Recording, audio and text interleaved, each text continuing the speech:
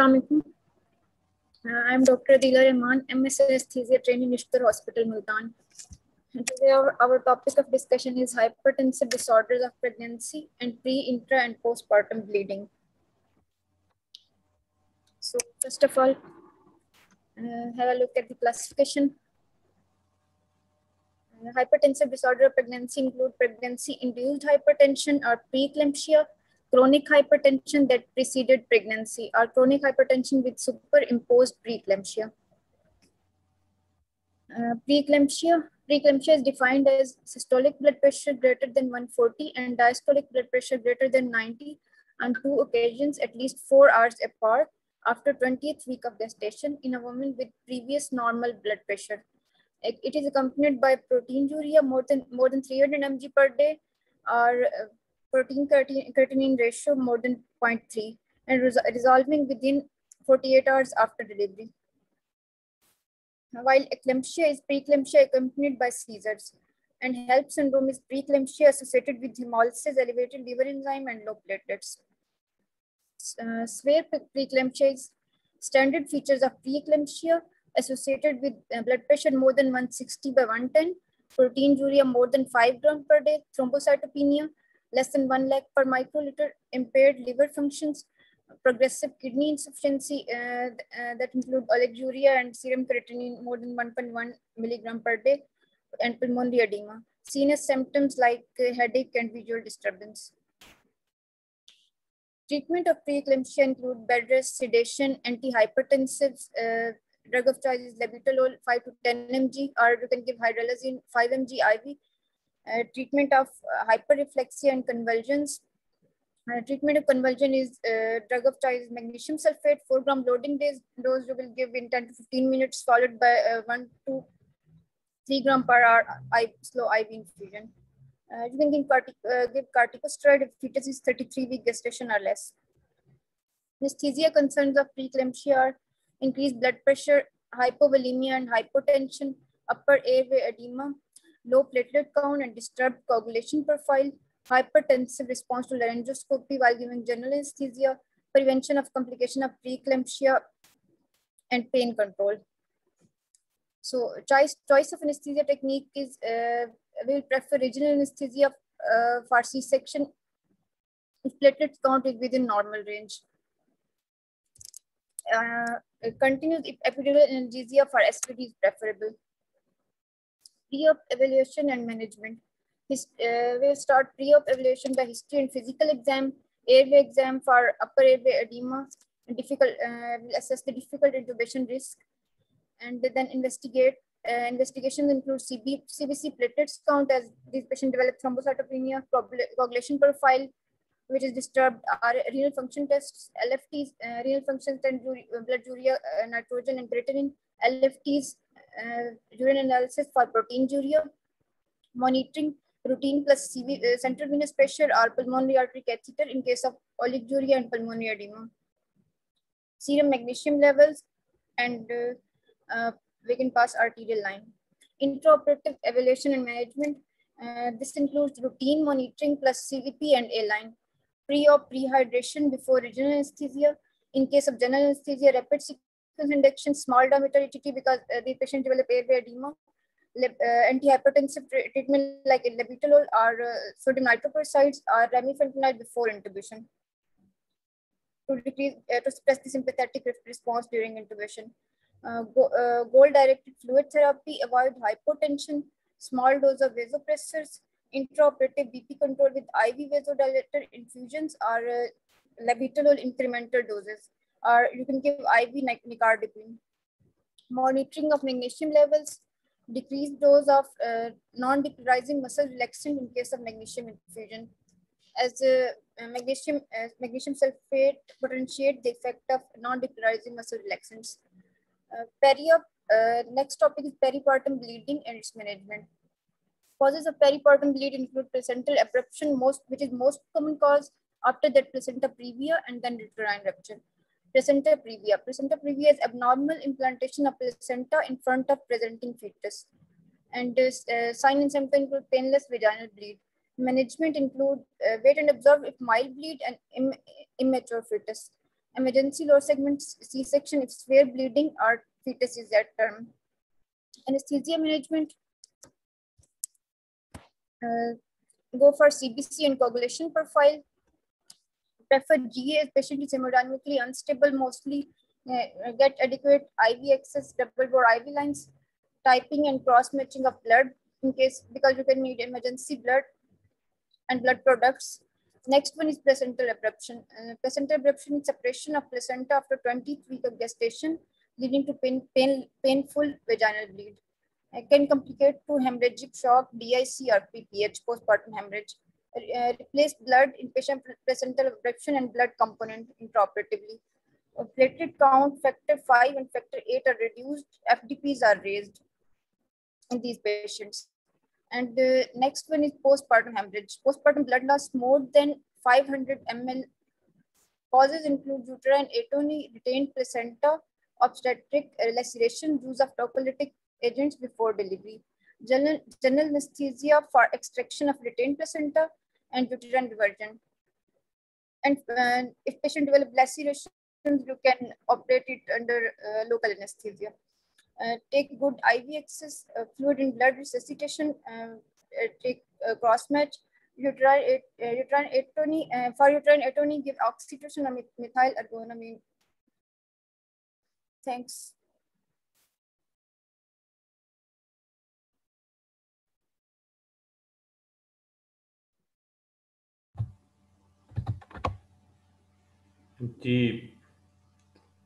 Thank you, Dr. Adila. Very concise and to the point presentation regarding the hypertensive disorder of pregnancy. And now the house is open for discussion, questions, and your comments regarding today's topic, hypertensive disorder of pregnancy, and along with peripartum bleeding, that antenatal, intranatal, and postnatal bleeding, and management in especially the anesthetic point of view. And Dr. Tanveer is also joined us, and he has special interest in gynecological anesthesia. And hopefully, we will get a lot of information and guideline about this topic. You can ask on question openly and also add your comments as well.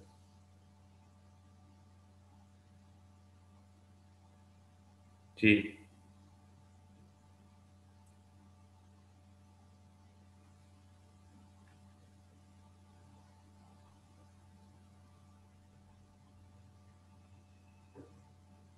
आज खामोश नहीं रहना आप लोगों ने start करें ना कोई डिस्कशन स्टार्ट करें अच्छा चलें इसमें ये बताएं कि एक प्री एक्लैम्पशिया का पेशेंट है तो एक सिंपल प्री एक्लैम्पशिया आपके पास आया है और आपने उसको स्पाइनल में रीजनल एनेस्थीसिया में प्लान किया तो आपके क्या कंसर्न है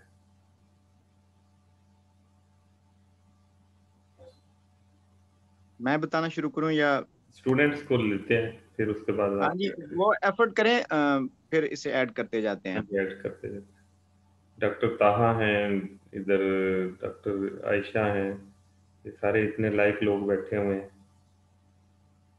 ओम ने अभी ज्वाइन किया हमें डॉक्टर मोहसिन है जी जो आपके ज़हन में आता है ना आप बगैर किसी झिझक के जस्ट कहना शुरू करें बस स्पीक आउट अस्सलाम वालेकुम सर जी जी जी डॉक्टर अदीला करें स्टार्ट फिर डॉक्टर ताहा की लेते हैं बात जी फर्स्ट ऑफ ऑल तो ये कि सिंपैथेटिक रिस्पांस ब्लंट कर रहे हैं तो हाइपोवोलेमिया एंड हाइपोटेंशन का रिस्क होगा सही है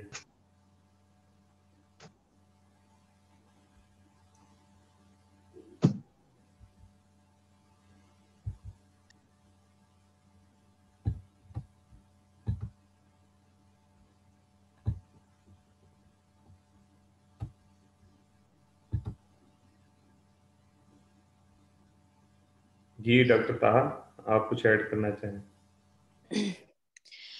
जी सर। मुझे थोड़ा सा ये हो रहा था कि इसमें अगर हम बहुत अच्छी प्रेजेंटेशन दी है डॉक्टर अदीला ने, और इसमें अगर ये था कि हम अगर इन रिलेशन टू प्रेगनेंसी अगर हम इसको करें तो कुछ चीज़ें ऐसी होती हैं जो प्रेगनेंसी में हमारी नॉर्मल पैथोफिजियोलॉजी जो होती है वो ऑल्टर्ड होती है। और फिर अगेन अगर प्री क्लैम्शिया में आ जाएं तो उसमें हमारे फर्दर कार्डियो रेस्पिरेटरी, फिर हेमाटोलॉजिकल, फिर रीनल और सेरिब्रल और इस तरह करके सारे। हेलो जी जी, एक मिनट। सर, किसी किसी का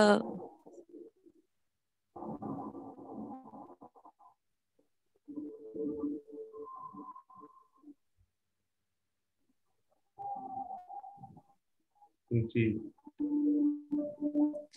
जी सर। तो सर उसके अकॉर्डिंगली हम अकॉर्डिंग टू द ऑर्गन हम जो है अपनी ट्रीटमेंट प्लान करेंगे, मैनेजमेंट प्लान करेंगे for pre क्लैम्शिया।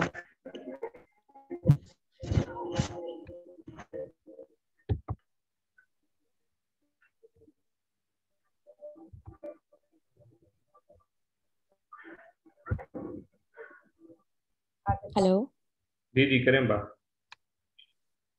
Ji sir. Sir मैं आगे बताऊं? हाँ जी बिल्कुल। अच्छा सर। कार्डियो रेस्पिरेटरी में हमारे ये कंसर्न्स होंगे कि पेशेंट ऑलरेडी हाइपरटेंसिव है और प्रेगनेंसी में इंक्रीज सेंसिटिविटी होती है टुवर्ड्स कैटेकोलामीन्स एंड एक्सोजेनस वेसोप्रेसर्स।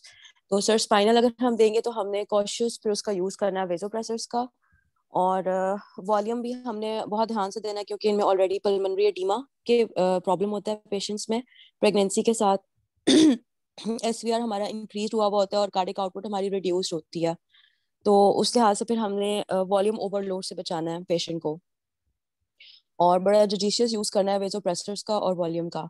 और सर हेमाटोलॉजिकल में हम आ जाएंगे तो उसमें हमारा प्लेटलेट काउंट रिड्यूस होते हैं इसमें, और इंक्रीज होते हैं, सॉरी नहीं, प्लेटलेट कंजप्शन इंक्रीज हो रही होती है और प्लेटलेट काउंट रिड्यूस हो रहा होता है। तो इसमें हाइपर कोएगुलेबिलिटी के चांसेस होते हैं और डीआईसी हो सकता है, तो हमने उसकी प्रिवेंशन के लिए भी देखना है पेशेंट को।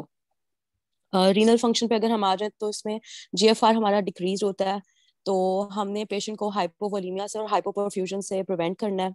सेरिब्रल फंक्शन को अगर हम देख लें तो इसमें पेशेंट को पहले ही सेरिब्रल सिम्टम्स आए हुए होते हैं, तो उसके लिए हम पहले ही मैग्नीशियम सल्फेट वगैरह या ये सब कुछ दे चुके होते हैं उनको स्टेबिलिटी के लिए। और सर उसके अलावा हम सारा अपना कन्वेंशनली देखेंगे जैसे हमने स्पाइनल में करना होता है। और सर एंटी हाइपरटेंसिव का यूज हम इसमें करेंगे। जी ठीक हो।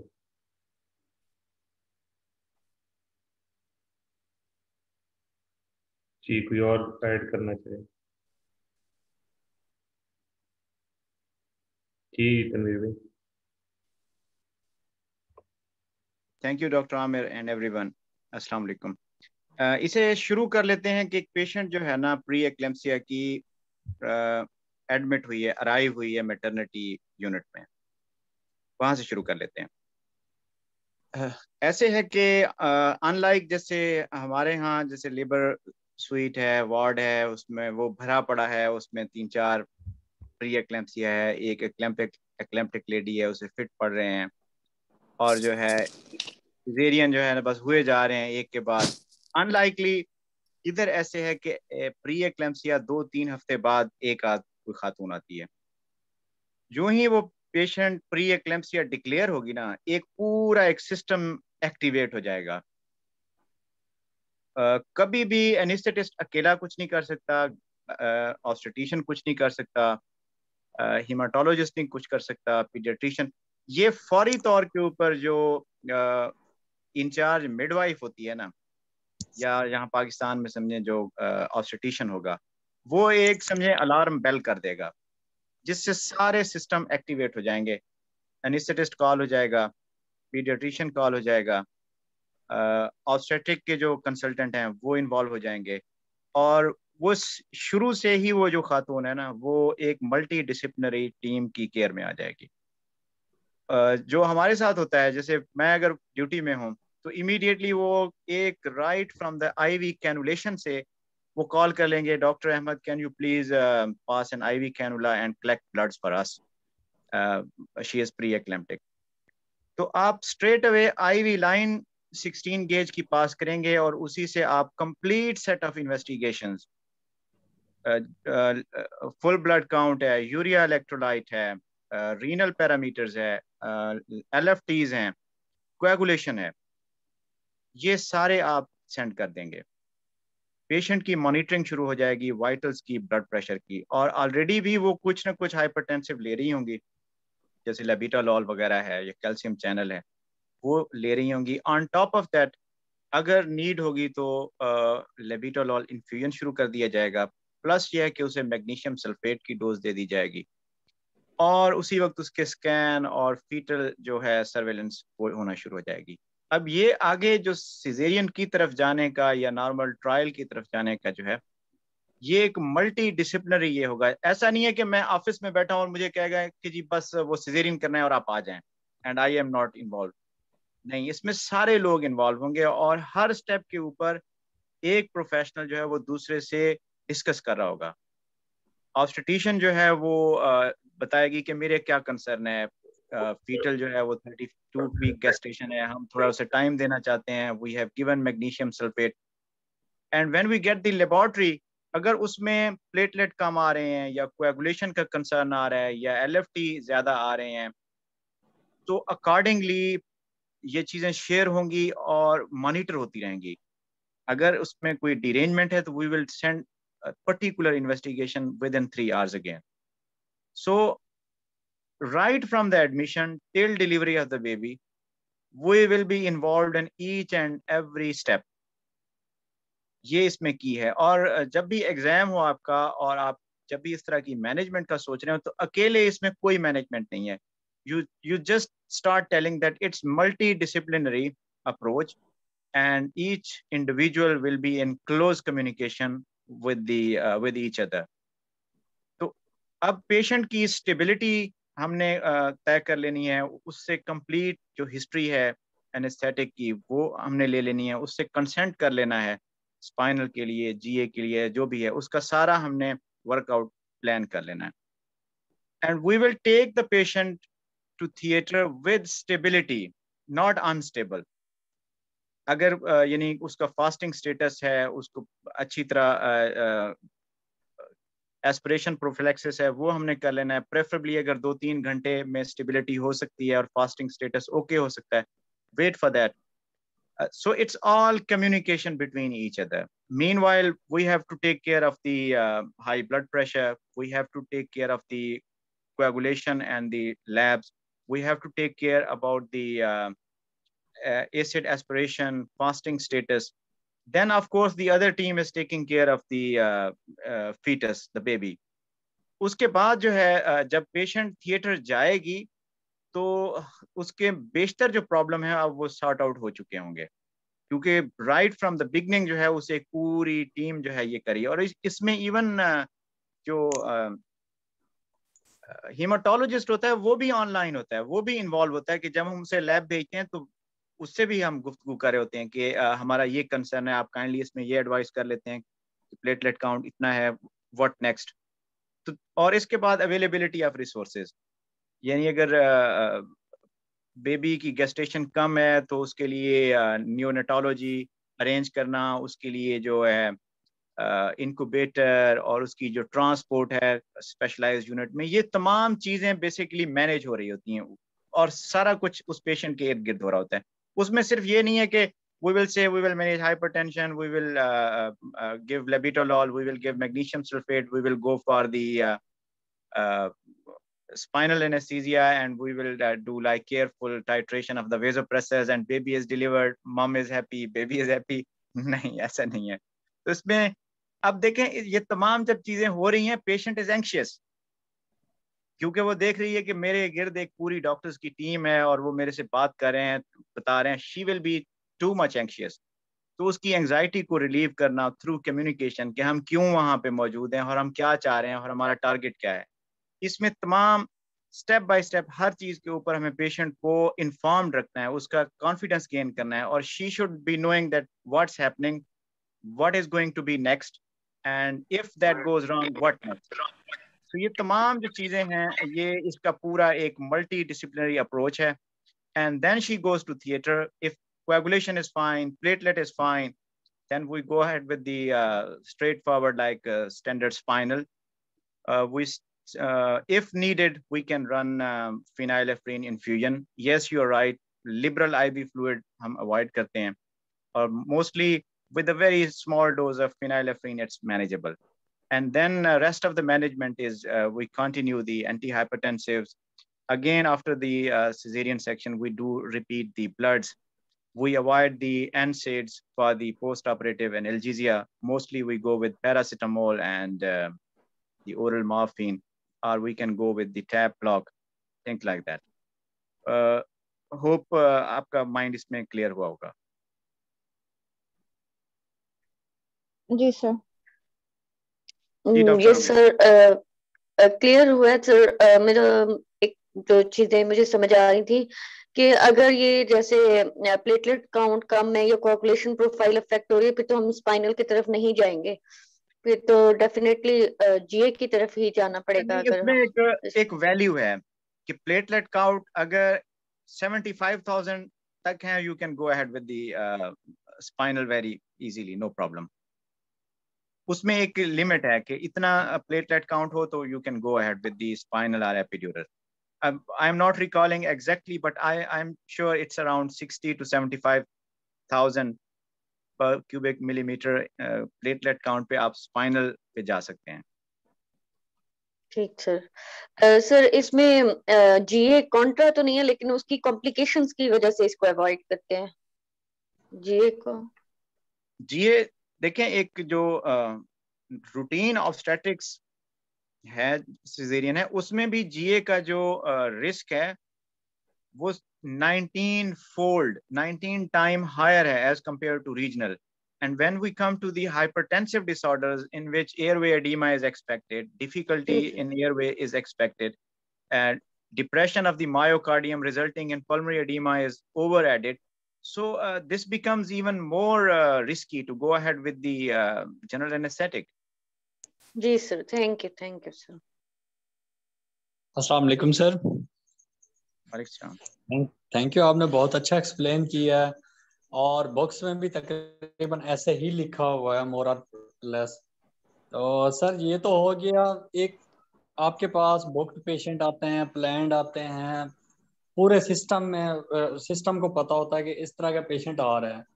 हमारे पास जो पेशेंट लैंड करता है वो एक डिफरेंट सिनेरियो है और उसकी प्रिपेयर्डनेस और हमारे सर्कमस्टांसेस वो भी डिफरेंट है. आपको भी पता है, आपने भी काम किया है सिस्टम में. जी जी. और मेरा ये था कि कंसर्न, बाकी हम जो चीज़ कर रहे हैं हम तो तकरीबन बुक के अकॉर्डिंग ही हम चलते हैं, जो भी गाइडलाइंस है उनको फॉलो करते हैं. अच्छा, एक इमरजेंसी पेशेंट आता है तो उसकी मैनेजमेंट आपके यहाँ कैसे होती है? इमरजेंसी भी हाँ जी सर. सबसे पहले तो ये है कि जब भी इमरजेंसी आती है ना, तो उसके लिए हर चीज प्रिपेयर्डनेस है पहले से. मैं आपको एक्सप्लेन करता हूँ. फॉर एग्जांपल, हमारे मैटरनिटी यूनिट में हर चीज का ना एक बॉक्स बना पड़ा है. यानी एक जिस तरह छोटा सा आप देखते हैं ना, कोई प्लास्टिक का एक बॉक्स है, उसमें लिखा हुआ है प्री एक्लेम्सिया किट बॉक्स. जो ही डिक्लेयर होता है ना, तो they just take pre eclampsia and they open it. उसमें मैग्नीशियम भी है, उसमें लेबिटोलॉल भी है, उसमें ब्लड लेने वाला, उसमें कंप्लीट गाइडलाइन और ड्रग्स, सारा कुछ उसी एक चीज में मौजूद है. एक्सीलेंट. दूसरा ये है कि मैं बताता जा रहा हूँ.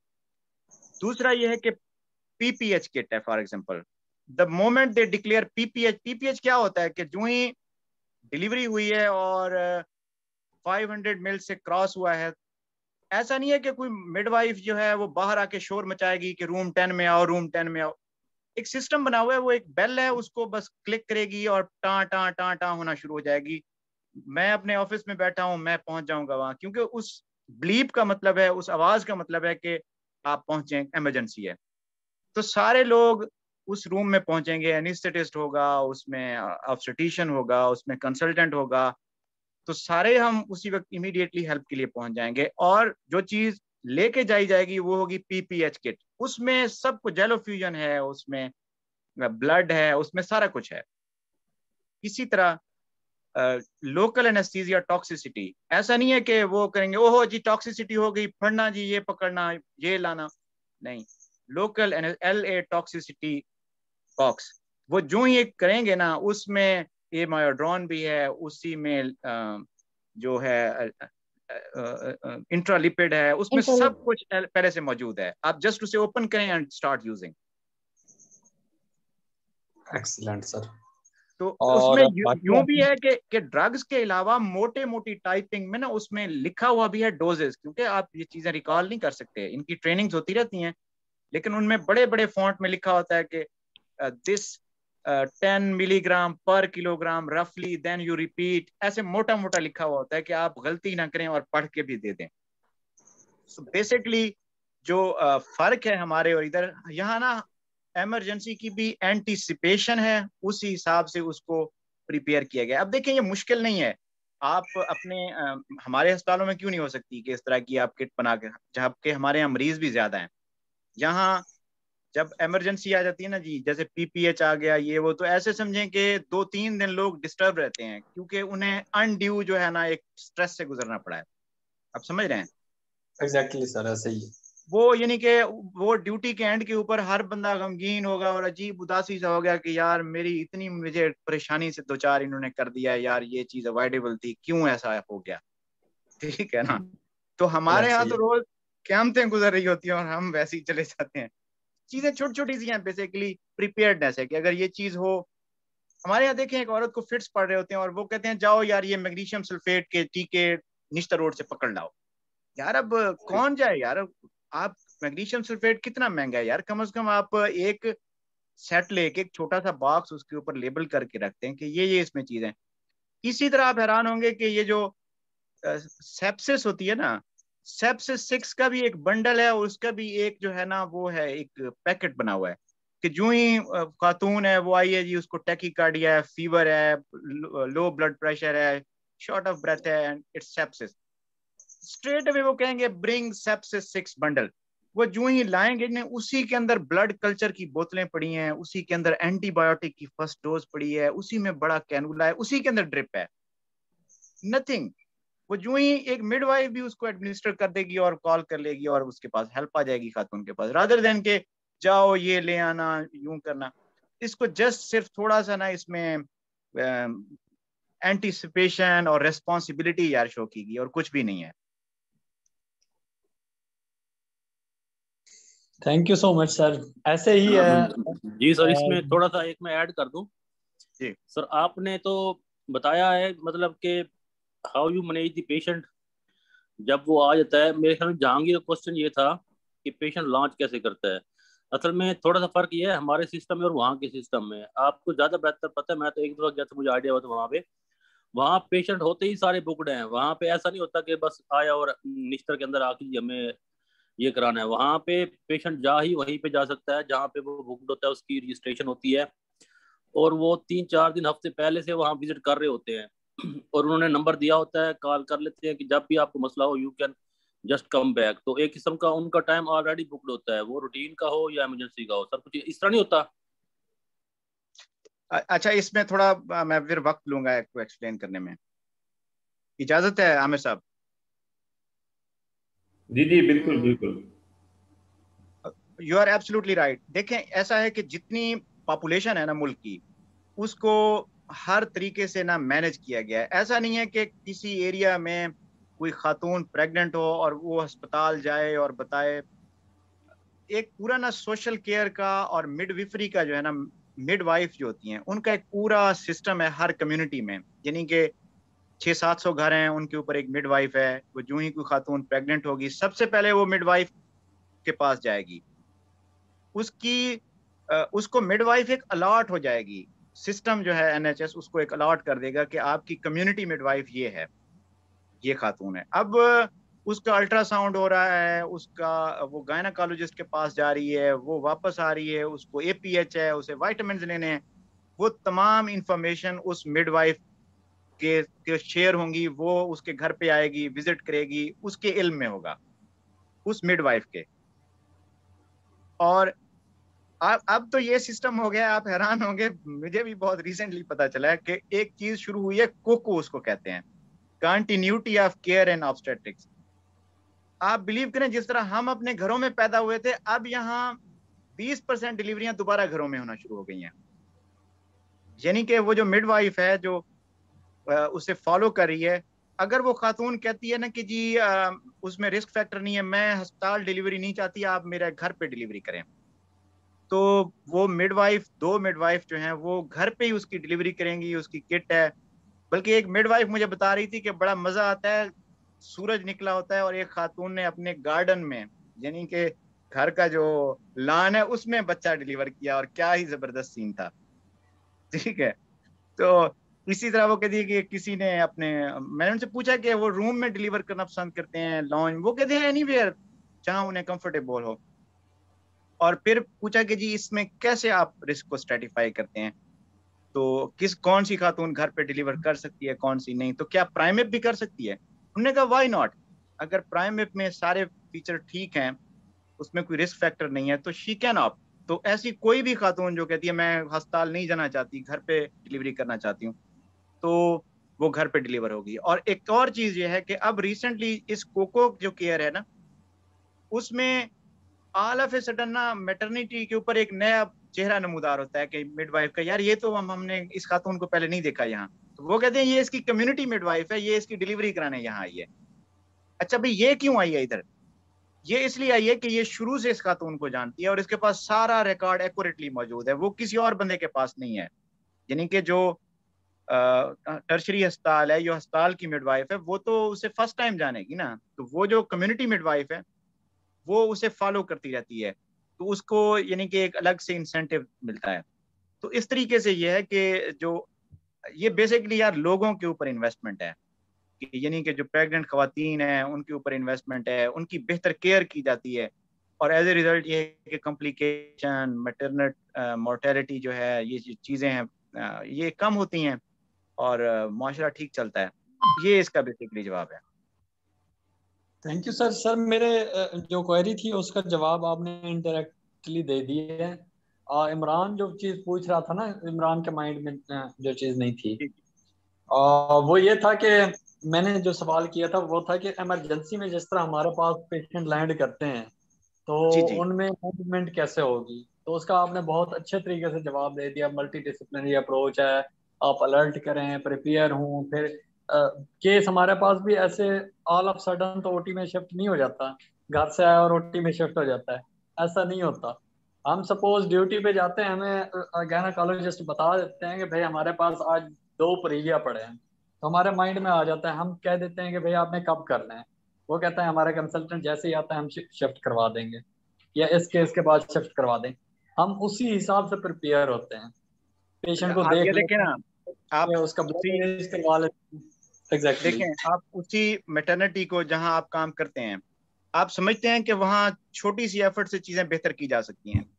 बिल्कुल इसे सर, की जा सकती है। मतलब है कि ये एक यार ये प्लास्टिक का डब्बा ही होता है यार, एक उसके अंदर हर चीज तरतीब में लिखी हुई प्रिंट होके पड़ी होती है और कुछ भी नहीं है, और उस पे अगर हर अगर यानी डबल ना भी हो तो मैंने खुद केस किए हैं, अपना पेशेंट को 2 आईवी लाइन हम लगा लेते हैं 18 गेज की, साथ 3 वे अटैच कर लेते हैं, ब्लड मंगवा के क्रॉस मैच चेक कर लेते हैं, जेलो फ्यूजन पहले से हम हैंग करके रख लेते हैं, नॉर्मल रिंगर हैंड होते हैं पहले से, तो पेशेंट असेसमेंट हम पहले कर लेते हैं, प्लान कर लेते हैं पेशेंट को स्पाइनल देना है, जीए देना है, और ड्रग्स सारी चीजें हम कर लेते हैं। तो उस पेशेंट में हमें स्ट्रेस प्लेसेंटा प्रीविया हम बैठ के चेयर पे बैठ के सुकून से करवाता, रिलैक्स होता है।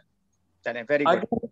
अगर हम प्रिपेयर्ड नहीं होंगे तो डेफिनेटली हमारी एड्रेनलिन निकलेगी असल और में होगी अस्सलाम डेफिनेटली।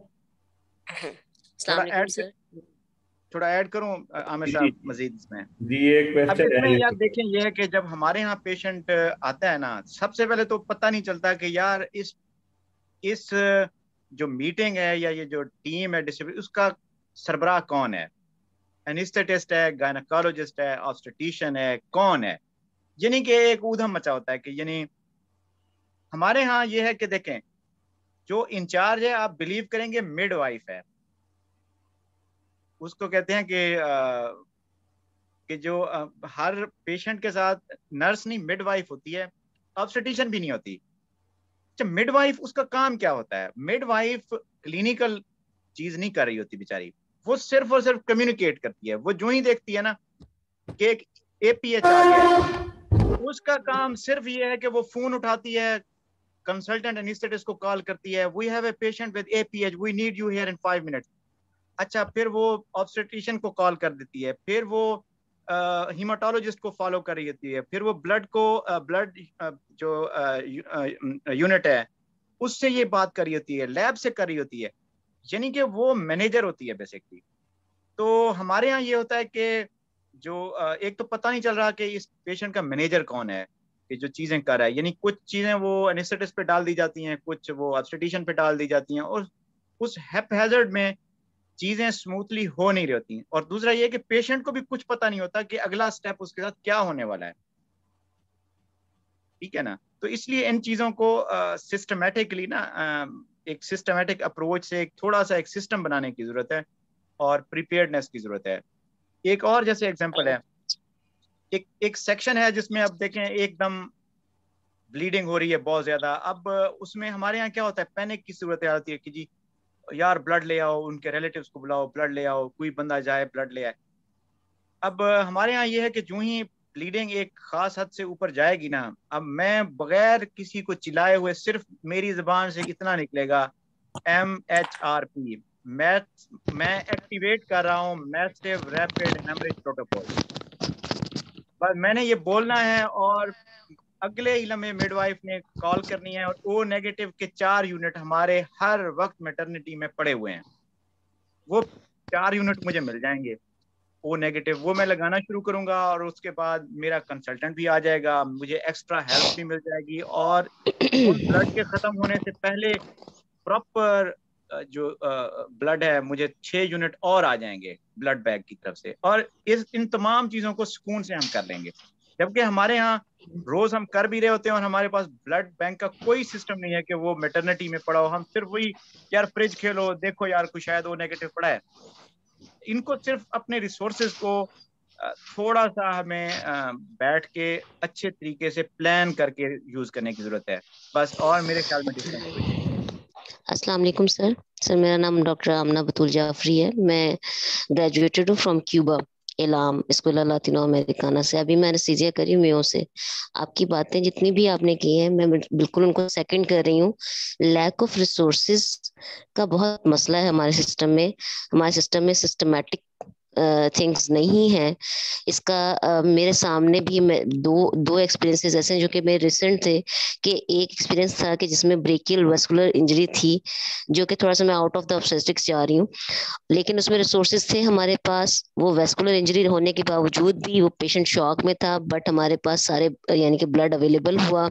7 पॉइंट्स ऑफ ब्लड को लगे हैं, और टीम बड़ी अच्छी थी। सबने मिलकर, जैसे जिसको हम मल्टी डिसिप्लिनरी टीम कहते हैं, एक दूसरे के हैंड इन हैंड काम किया, और वो पेशेंट माशाल्लाह he was good after that ना, वो ठीक था बिल्कुल। लेकिन दूसरे ही टाइम पे एक पेशेंट आई जो कि DIC में थी, पोस्टमार्टम DIC में थी, and because of lack of resources blood arrange नहीं था, FFPs अरेंज नहीं थे, and she was dead on the table. और जो बात आप कर रहे हैं वो बिल्कुल हम लोगों ने भी अपने स्टूडेंट टाइम पे, MD के टाइम पे क्यूबा में देखी है। और ऐसा ही होता है कि जो कंसल्टेशन ऑब्स्टेटिक्स एंड गायनी की वो यानी क्लिनिक्स पे करते हैं, अपनी बुक करते हैं ईच एंड एवरी पेशेंट को। उसकी पूरी बुकलेट बनी होती है जिसमें हर किस्म का मर्ज और हर किस्म की डिजीज उसकी ऑलरेडी लिखी गई होती है कि इसको क्या क्या है। और जब भी वो बुकलेट जाती है उसके साथ, तो किसी को दोबारा से हिस्ट्री लेने की जरूरत नहीं पड़ती है। सबसे अच्छी बात यही होती है कि चीजें जब सिस्टमैटिक चलती हैं, सिस्टम वाइज चलती हैं। आपने एक बहुत प्यारी बात की, आपने कहा कि हमारे पास किट्स मौजूद होती हैं, कि PPH की किट पड़ी हुई है, आपने बस उसको ओपन करना है, उसमें आपको मालूम सारी चीजें हासिल हो जानी है। यहाँ पे सिर्फ मसला यही है, इन केस हमारे पास समटाइम्स सेंसोकेन नहीं होता। in Mayo I am talking about it. सेंसोकेन भी नहीं होता sometime and we are like कि यार जाओ बाहर से जाके सेंसोकेन लेके आओ. और हालात थोड़े मैं ब्लेम नहीं करूंगी किसी को, लेकिन इतने अच्छे हालात नहीं है, हमें सिस्टमैटिक होने की बड़ी जरूरत है. बाकी एनेस्थीसिया में हमारा प्रॉब्लम यही है कि हम लोग खुद भी इसलिए मरीज यहाँ पे बनते जा रहे हैं क्योंकि एड्रेनलिन रश हमारे में बहुत ज्यादा है. हमारी अपनी एपिनेफ्रिन इतनी हाई उस पर पहुंची होती है, पेशेंट आया होता है, रिसोर्सेज नहीं होते हैं और हम लोग अल्लाह तवक्कुल उसको बचा रहे होते हैं. और इसके अलावा ये है कि आपकी बात बहुत अच्छी है कि दरमियान में जो कम्युनिकेशन गैप है within the surgeons, within the LHVs, within among all these categories, उनका नहीं होना चाहिए. यहाँ पे ब्लेम गेम और कम्युनिकेशन गैप बहुत ज्यादा है, इस चीज को खत्म होना चाहिए, ये बड़ा जरूरी है.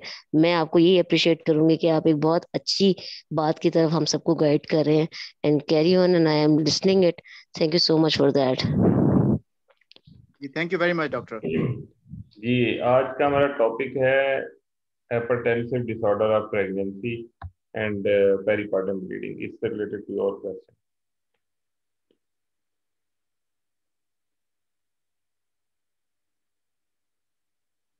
कुछ कमेंट करना चाहे, कुछ चीज ऐड करना चाहे? हम लोगों ने यहाँ पे लेडी विलिंगटन में मैंने मेरा एक्सपोजर हुआ काम का, मुझे यही देखने को मिला कि पेशेंट ऑन टेबल होता है and patient is non communicated with everyone. कोई किसी को भी नहीं पता होता कि क्या है इसको. एक्चुअली ना यहाँ पे हमारे पास मसला टीचिंग हॉस्पिटल्स का ये है कि हमारे पास जो ट्रेनीज होते हैं they are eager to do C sections in emergencies ना. तो इस वजह से they just take the patient in and they put them on the table और दैट्स इट. ब्लड वगैरह का अरेंज का मसला होता है, अरेंजमेंट्स का मसला होता है. लेकिन मैं ना सबसे पहले मेरा ये सवाल है कि जो जीए और स्पाइनल, इन दोनों में हम एक्लैम्पशिया प्री क्लैम्पशिया के लिए कैसे डिसाइड करेंगे?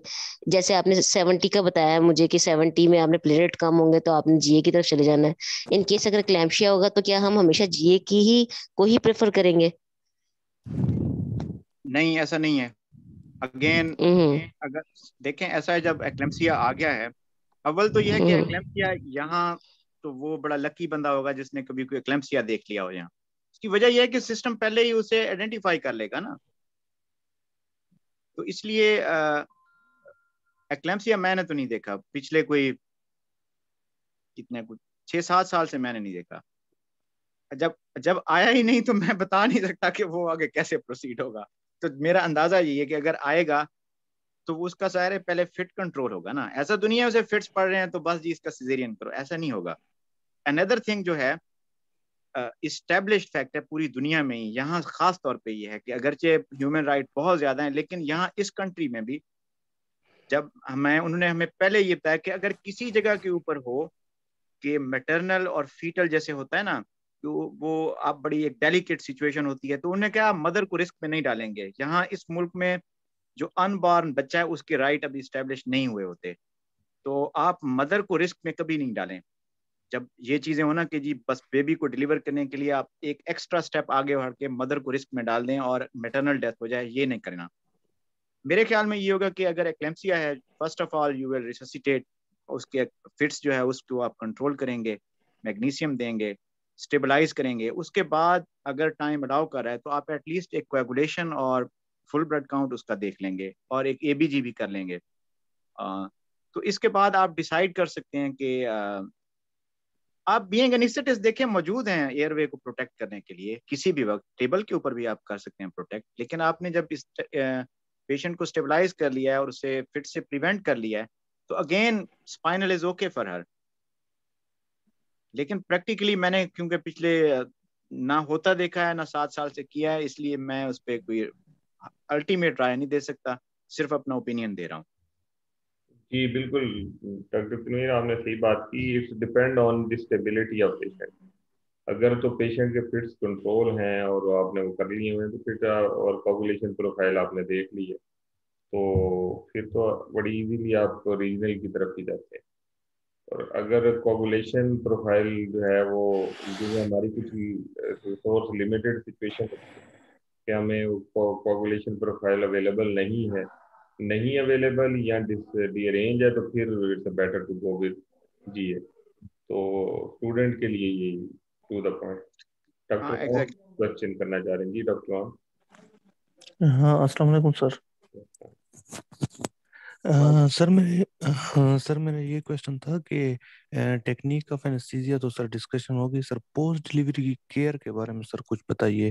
लाइक हमने करवा लिया है पेशेंट, अभी सर उसका क्या डिस्पोजल होगा, मतलब वो हम सर मतलब फ्लूइड क्या एडवाइस हमारी तरफ से होगी और पूरी मल्टी डिसिप्लिनरी टीम की तरफ से कि इसे भी पोस्ट मतलब एचडीयू जाना है, वार्ड शिफ्ट करना है, वो सर काइंडली इस पे थोड़ा सर बताइए।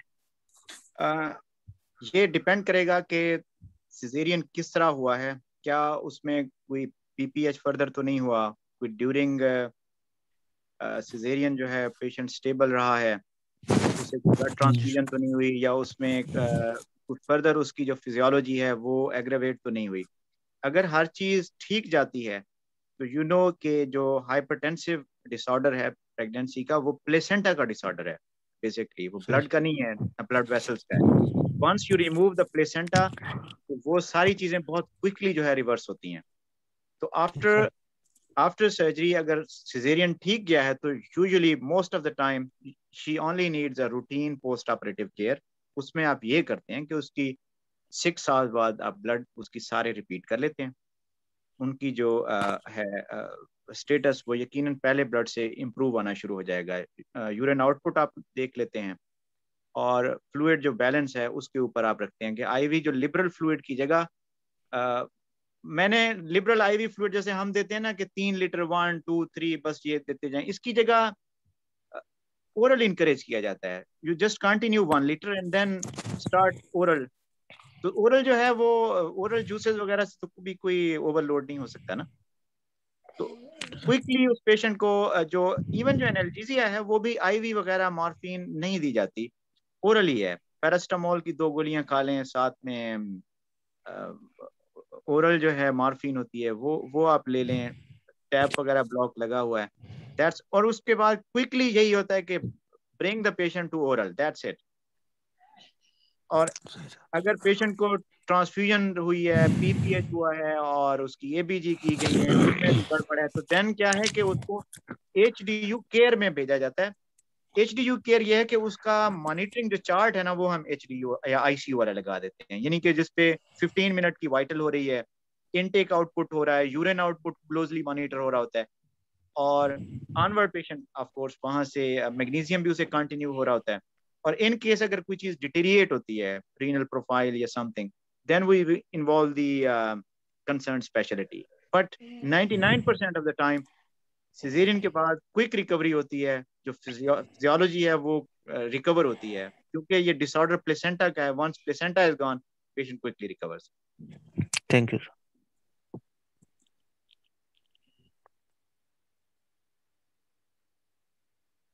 व्हाट अबाउट एनाल्जेसिया, ये पूछ रहे हैं कोई। एनाल्जेसिया स्पाइनल में एक तो डायमॉर्फिन हम देते हैं, तो उसका इफेक्ट रहता है 12 आवर्स या 16 आवर्स तक भी इफेक्ट रहता है। उसके बाद ये है कि अगर आप अल्ट्रासाउंड गाइडेड टैब ब्लॉक दे लेते हैं तो दैट विल कवर 24 आवर्स। और उसके बाद यही है रूटीन एनाल्जेसिया है, पैरास्टामोल, ओरल मॉर्फिन, डाईहाइड्रोकोडीन। अगर हाइपरटेंसिव डिसऑर्डर है तो वो avoid ibuprofen. I think Pakistan में आप डाइक्लोफेनेक देते होंगे, यहाँ आइबुप्रोफेन हम ओरल देते हैं। और अगर blood loss more than a litre है, then again we avoid this ibuprofen and go with paracetamol, oral morphine, dihydrocodeine.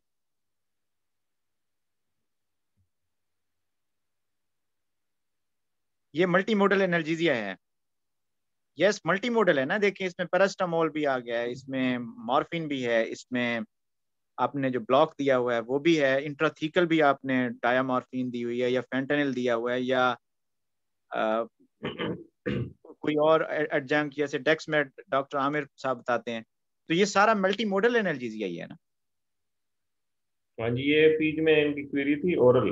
देखें, अगर आपका कवर है डायमॉर्फिन स्पाइनल में दिया हुआ है या साथ आपने टैब लॉग लगाया हुआ है, तो पेशेंट का आप ओरल जो है वो रिस्ट्रिक्शन खत्म कर देते हैं वैसे ही 4 to 6 आवर तक।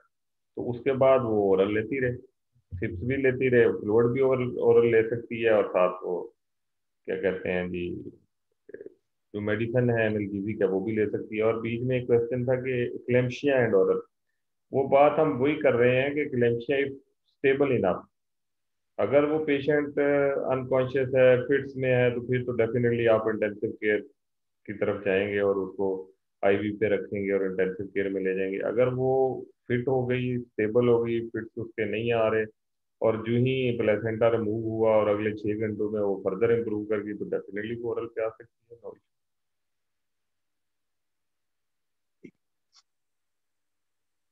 कुछ और क्वेश्चन? जी, कोई और क्वेश्चन?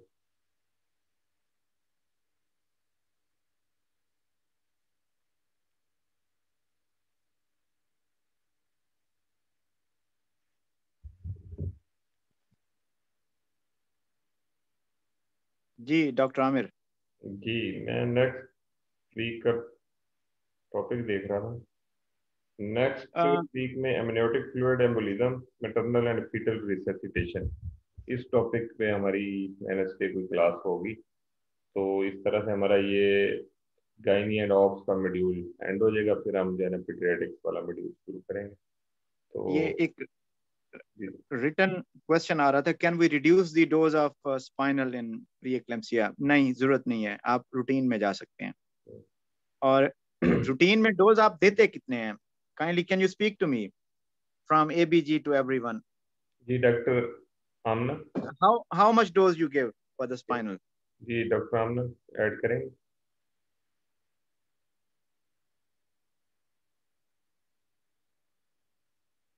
कोई बता दें आप। सर 12.5 मिलीग्राम हम इधर यूज करते हैं सर, सर पेशावर हम यहाँ पे एक्चुअली मेरा अनम्यूट नहीं हो रहा था, वी यूज 15 mg सेंसोकेन के नाम से आता है, और 15 mg हाइपरबैरिक बिपिवाकेन यूज करते हैं। रुपीवाकेन यूज करते हैं? बिपिवाकेन। बिपिवाकेन, अच्छा ओके। 0.75% जो है ना वो आप बता रहे हैं? नहीं सर, 0.5%। अच्छा, ना, वो ना, ना, ना, पहले यूज हम करते थे, अब 0.5% ही यूज होता है, और 12.5 इज स्टैंडर्ड डोज। जी सर, हम यहाँ पे यही यूज करते हैं सर, ये केपी 12.5 ये 2.5 मिल्स बनता है, और इसमें फर्दर एडजंक्ट हम कोई मिलाते हैं। अमूमन अगर टाइम हो वी गो विद डायमॉर्फिन, अगर बड़ी इमरजेंसी हो तो वी गो विद फेंटेनिल। और इसमें जो डोज रिड्यूस वगैरह है ना, देखें ये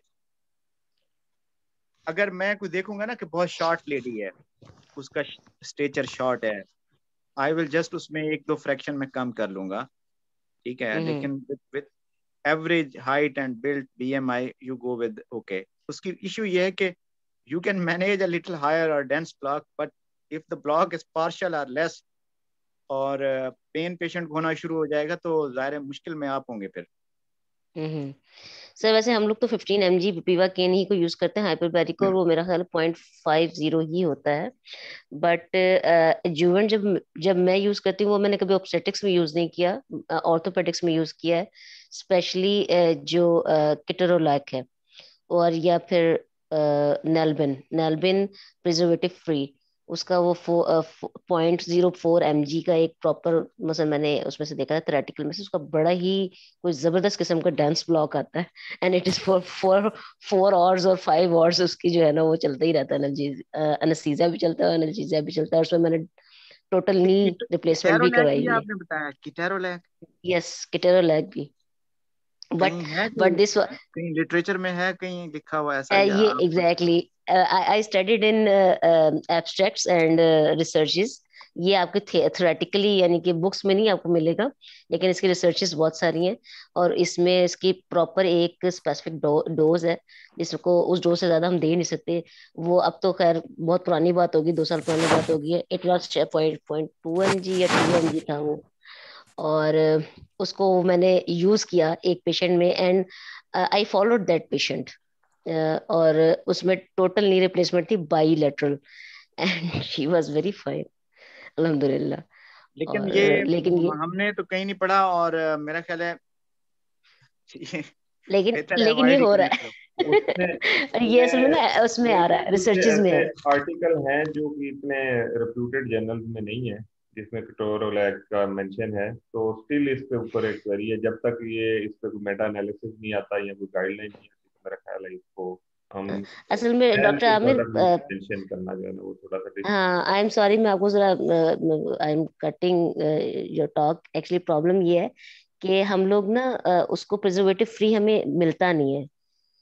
प्रिजर्वेटिव फ्री अगर मिले तो वो ज्यादा हमारे लिए बेटर होता है ना। तो ये सारे जितने भी एडजुवेंट्स हैं ना, ये प्रिजर्वेटिव फ्री मिलेंगे तो ही हम इन पर रिसर्चेस को ज्यादा बढ़ा सकेंगे। पाकिस्तान में ये प्रॉब्लम है कि इनमें से हमें कोई भी प्रिजर्वेटिव फ्री नहीं मिल रहा होता, इसमें और वो असल में बहुत मैं ज्यादा ना कॉस्टली होते हैं। एग्जाम के पॉइंट ऑफ व्यू से ये बात ऐड कर रहा था कि जब आप एग्जाम में बैठे हो तो जो कंट्रोवर्शियल पॉइंट है उसको कभी ना मेंशन करें, क्योंकि उसके ऊपर ये आप, बात आपकी सही है, हाँ जी, उस पर आप फंस सही जाते कह रहे हैं। उसमें सारे जो एग्जामिनर हैं उनको उसका कंसेंसस नहीं होता। सपोज करें आप प्रिजर्वेटिव फ्री आपको मिल गया कहीं से, ये कोई रॉकेट साइंस नहीं है, मिल भी सकता है पाकिस्तान की किसी हिस्से में, हो भी सकता है, तो दूसरे में नहीं है।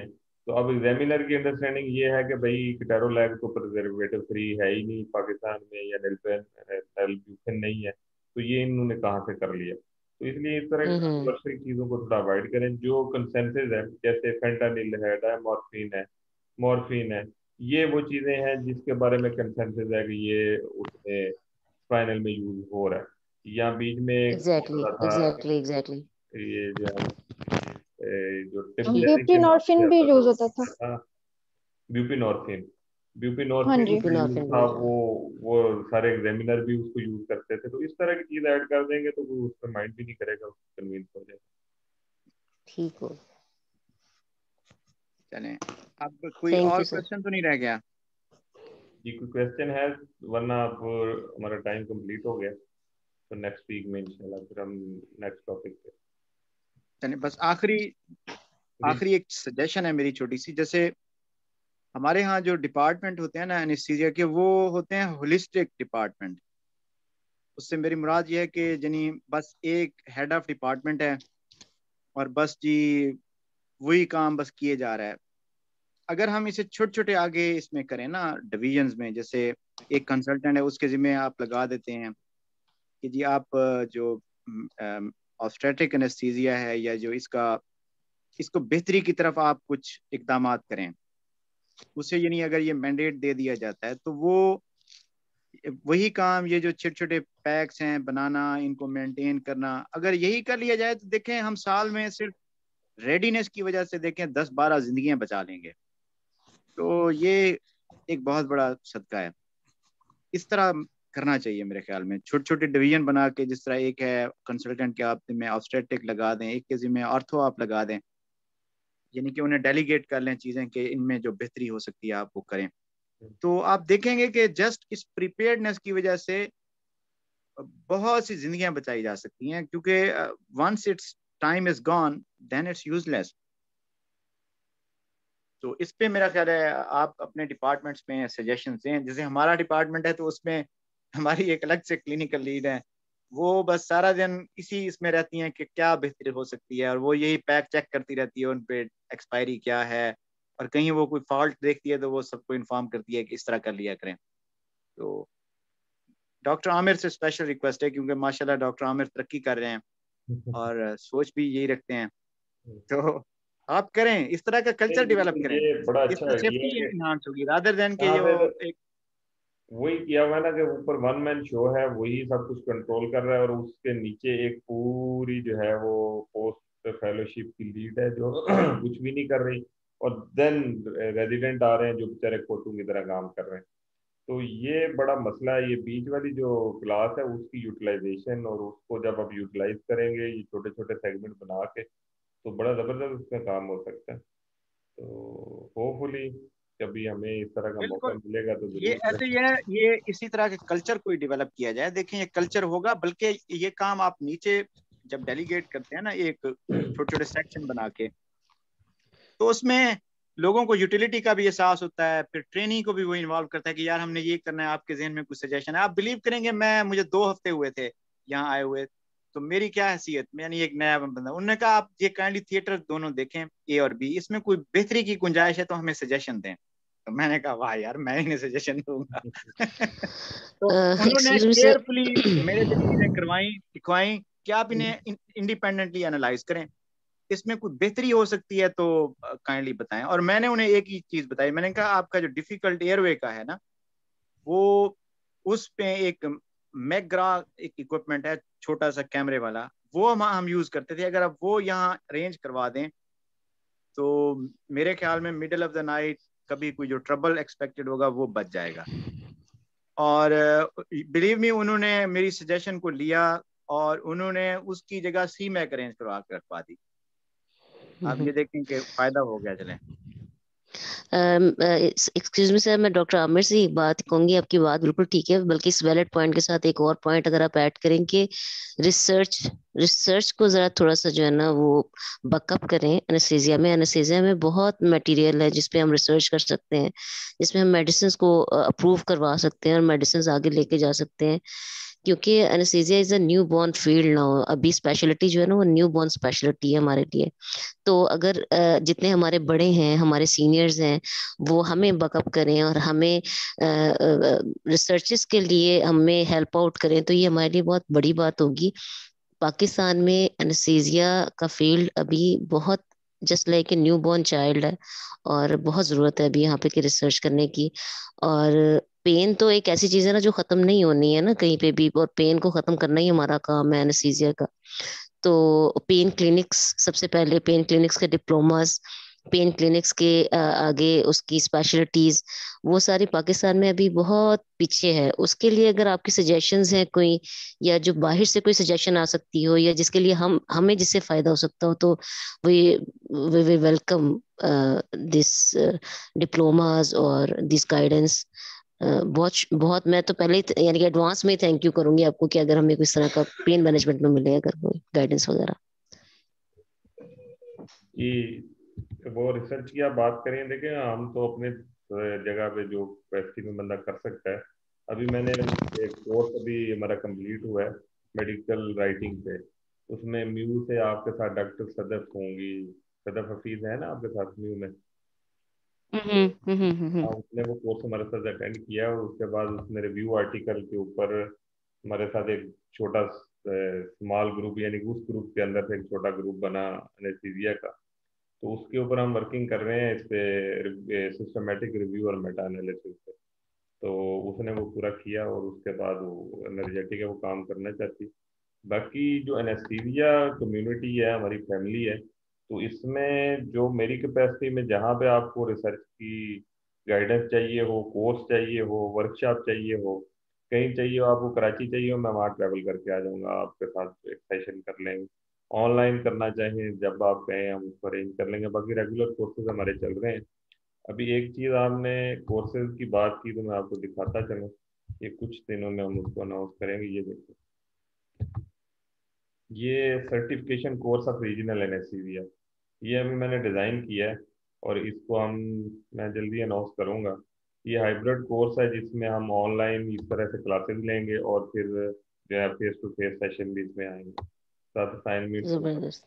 और जो है ना यूनिवर्सिटी ऑफ हेल्थ साइंसेज की इसकी सर्टिफिकेशन भी होगी। तो इसमें हमारा फोकस ये होगा कि हम पेरिफेरल नर्व ब्लॉक्स और अल्ट्रासाउंड गाइडेड जो चीज़ें वो अपने लोगों को सिखा सकें। तो इसमें आप लोग आए, इसमें सबको हेल्प मिलेगी और एक नया ट्रेंड शुरू होगा। देखें अभी हार्वर्ड यूनिवर्सिटी का मैं देख रहा था उनके कोई 1800 एंड प्लस ऑनलाइन कोर्सेज हैं, ये सर्टिफिकेशन कोर्सेज। तो जबरदस्त। इस तरह की छोटी छोटी चीज़ें जो हैं, हम अगर उनको करना शुरू करें या है तो थोड़ा सा उसमें जो है ना अपनी इंटरेस्ट की चीज़ें हैं। हालांकि ये पूरा कोर्स डिज़ाइन करके मैंने यूएचएस के पैनल पे भेजा और अपने जो एनेस्थीसिया की फैकल्टी है हमारी यूएचएस में, उनको सजेस्ट किया कि आप इसको 1 साल का डिप्लोमा कोर्स के तौर पे यूएचएस से करवा लें। लेकिन वो हमारी फैकल्टी वाले सीनियर इस काबिल नहीं हमें समझते कि यार ये लोग भी कुछ ऐसा कर सकते, तो उन्होंने उसको नहीं एक्सेप्ट होने दिया वहाँ पे। तो मैंने कहा नो, उसमें नो इशू, हम अपनी अपनी कैपेसिटी में उसको कर सकते हैं और यूएचएस उसका सर्टिफिकेट देने को तैयार। यानी कि यूएचएस मुझे सर्टिफिकेट देने को तैयार है, लेकिन वो फैकल्टी उसको कोर्स के तौर पे नहीं एक्सेप्ट करवा सकती। तो अब मसला कहाँ होगा, यूएचएस में मसला है या करवाने वालों में मसला? तो मैंने जब बस यही बात मैं डायरेक्ट बात की कहना चाह रही थी। आप शुरू करें, आपको जो सर्टिफिकेशन चाहिए आप ले लें। तो इंशाल्लाह चलिए सर, ये तो बहुत अच्छा प्लेटफॉर्म है, अल्लाह करे। क्योंकि मैं बाय चॉइस आई हूँ एनेस्थीसिया में, मैंने मेडिसिन को छोड़ा इसके लिए, मैंने न्यूरो सर्जरी को छोड़ा इसके लिए। I really want to do something in anaesthesia now, तो इसलिए डॉक्टर साहब आप अकेली बाय चॉइस नहीं है, हम पहले लोग ये हैं जो बाय माशाल्लाह चॉइस। सारे के हाँ एग्जैक्टली वही तो मैं कह रही हूँ। और मुझे बड़ी खुशी हो रही है, मुझे बड़ी खुशी हो रही है कि मैं पढ़े लिखे लोगों में बैठी हुई हूँ और सीनियर्स में बैठी हुई हूँ। अल्लाह करे कि जो है मुझे गाइडेंस मिले आप लोगों से और मैं कुछ कर सकूँ इस बारे में। गाइडेंस मिलेगी इंशाल्लाह। डॉक्टर आमिर जो है वो अपनी एज से 20 साल बड़े हैं ना सर। इनके साथ आप रहें, हो जाएगा सारा। इतने बड़े नहीं है सर। चलें सर अभी तो हम तो बिल्कुल स्टूडेंट है, छोटे से हैं, बहुत छोटे छोटे हैं हम लोग, ट्रेनीज हैं, छोटे से हैं। इस तरह से हम तो चाहते हैं कि हम आप लोगों की गाइडेंस के अंदर रहें और कुछ बहुत अच्छा सीखें। ये आप रेगुलर आए इस प्लेटफॉर्म पे, इंशाल्लाह ये सारे डिस्कशन भी रहती है, टॉपिक वाइज सही करके। इंशाल्लाह नेक्स्ट वीक, नेक्स्ट वेडनेसडे को 11 PM हम जो है वो amniotic fluid embolism and resuscitation करेंगे। जी sir, thank you so much, specially doctor Tanveer, आपकी तरफ से बड़ी अच्छी गाइडेंस मिली। थैंक यू वेरी मच, बड़ी मेहरबानी। ओके।